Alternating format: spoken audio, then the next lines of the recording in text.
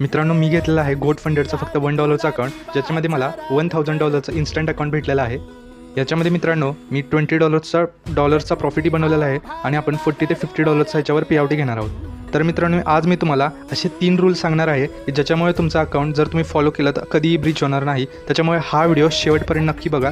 तर मित्रांनो, याच्यामधला सर्वात फर्स्ट आणि इम्पॉर्टंट रूल आहे तो आहे 15% कन्सिस्टन्सी रूल. याच्यामध्ये मित्रांनो तुम्हाला मी एक्झाम्पलने समजवतो की समजा तुमचं $1000चं अकाउंट आहे, जे आपण इन्स्टंट अकाउंट गोट फंडेडचं घेतलेलं आहे. त्याच्यामध्ये तुम्हाला $50चा पेआउट काढायचा आहे. तर $50चा तुम्हाला 15% प्रॉफिट डेली करायचा नाही आहे, त्याच्यापेक्षा जास्त करायचं नाही आहे. मित्रांनो, याच्यामधला सेकंड रूल आणि मोस्ट इम्पॉर्टंट रूल आहे तो आहे मिनिमम ट्रेडिंग डेज. याच्यामध्ये मित्रांनो आपल्याला 3 डेज मिनिमम दाखवलं आहे. त्याच्यामध्ये मिनिमम 3 डेज आपल्याला प्रॉफिट करायचं आहे. तो कसं करायचा आहे तर 0.5% कॅपिटलचं करायचं आहे, म्हणजे तो येतो $5.